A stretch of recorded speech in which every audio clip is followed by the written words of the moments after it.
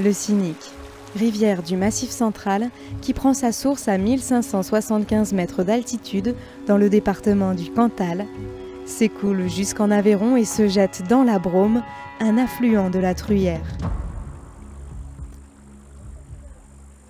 Long de 28 km, la vivacité et le débit de ce cours d'eau dépendent des ruissellements qui l'alimentent, des pluies comme des neiges. Il est le poumon de tout un écosystème.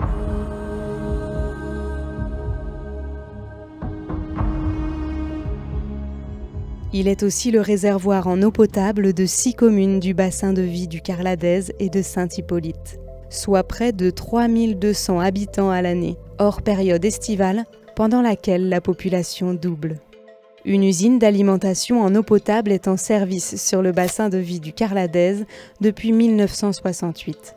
Celle-ci a été remplacée en 2022 par un bâtiment plus performant, doté de technologies de pointe et répondant aux normes actuelles.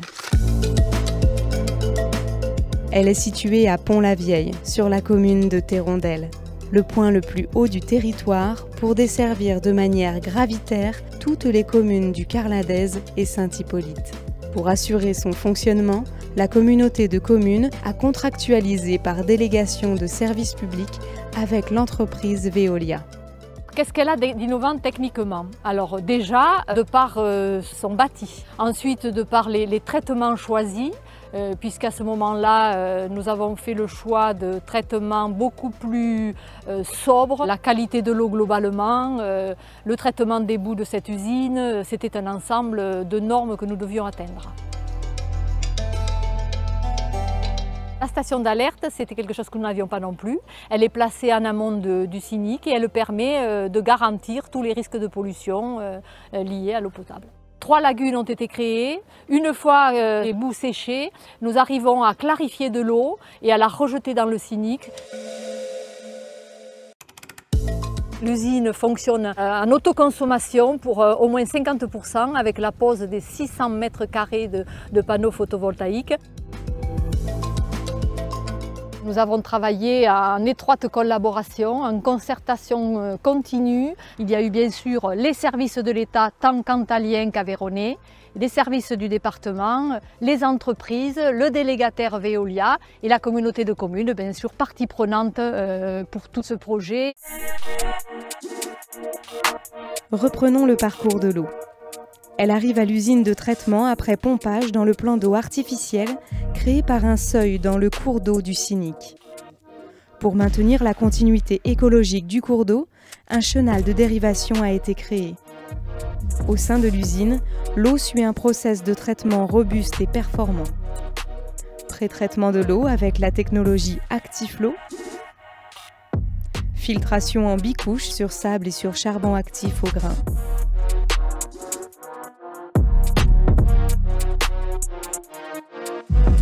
reminéralisation avec injection de CO2 et de soude pour obtenir une eau de qualité et bonne en goût et pour la santé.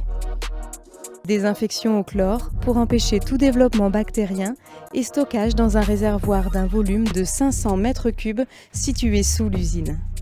Et enfin, distribution jusqu'au robinet.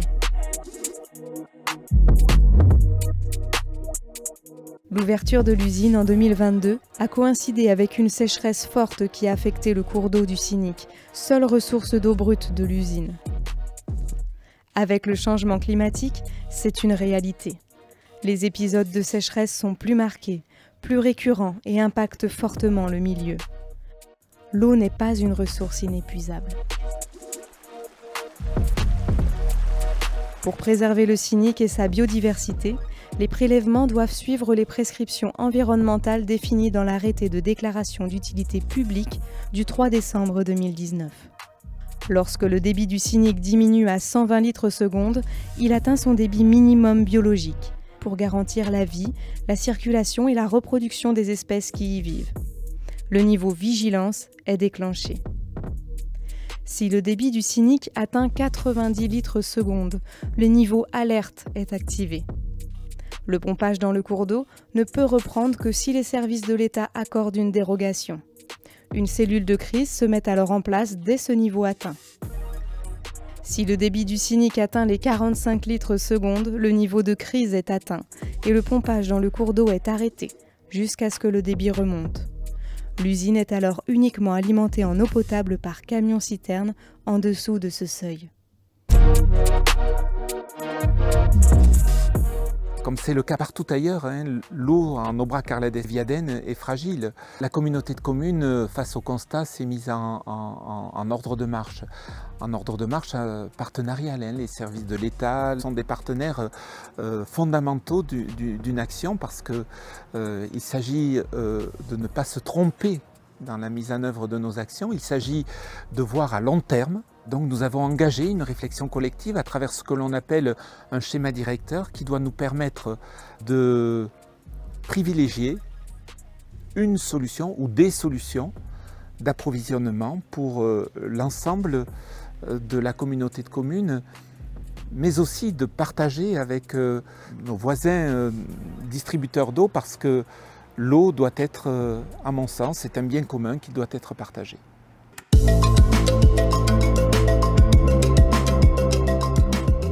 Sécuriser l'alimentation en eau potable du territoire, voilà le défi qui sera relevé dans les années qui viennent.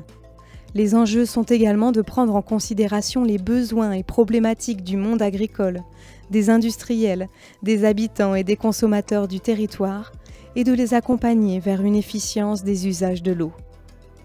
Le cœur du sujet est bien de préserver cette ressource vitale que l'on peut désigner comme l'or bleu. Ayons tous les bons gestes au quotidien pour limiter notre consommation en eau potable.